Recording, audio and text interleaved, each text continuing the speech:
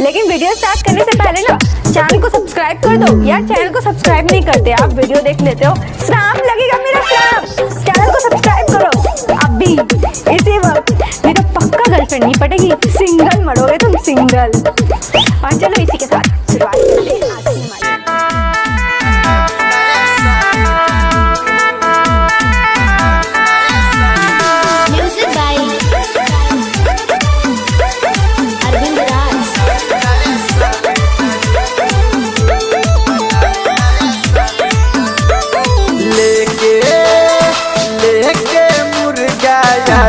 मनावे नया साल जालू, मनावे नया साल जालू। संगे संगे संगे संगी के ले जालू, मनावे नया साल जालू, मनावे नया साल जालू। लेके लेके मुर्गा जालू, मनावे नया साल जालू, मनावे नया साल जालू।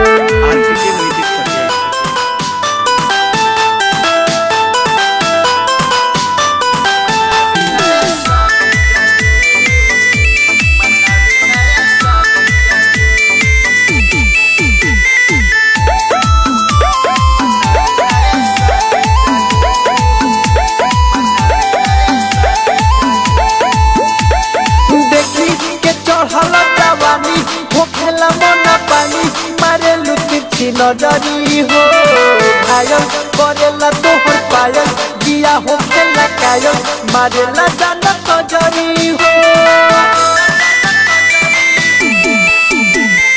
देखी के चढ़ला जवानी हो खेला मन पानी, मारेलू तिरछी नजरी हो घायल करेला तोहर पायल, जिया हो खेला कायल, मारेला जाना नजरी हो।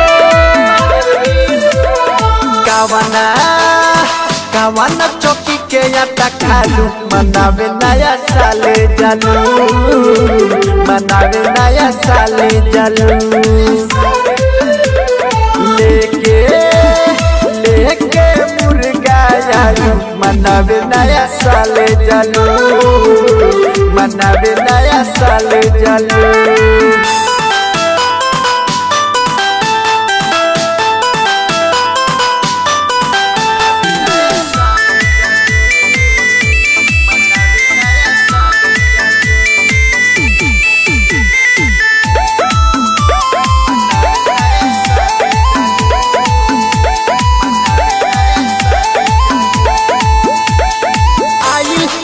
हो साल 22 पूरा तो तू 22 बाटे हो जवन दिलावा में। रवि शंकर या रविंद नन हकया न जेस मिले के कहे दिलावा में।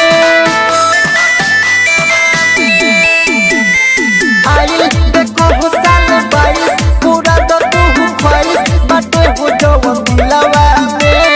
रवि शंकर या रविंद नन हकया न जेस मिले के कहे दिलावा में। हरिया हसी आशिक आकाश से लजालू, मनावे नया साल जालू, मनावे नया साल जालू।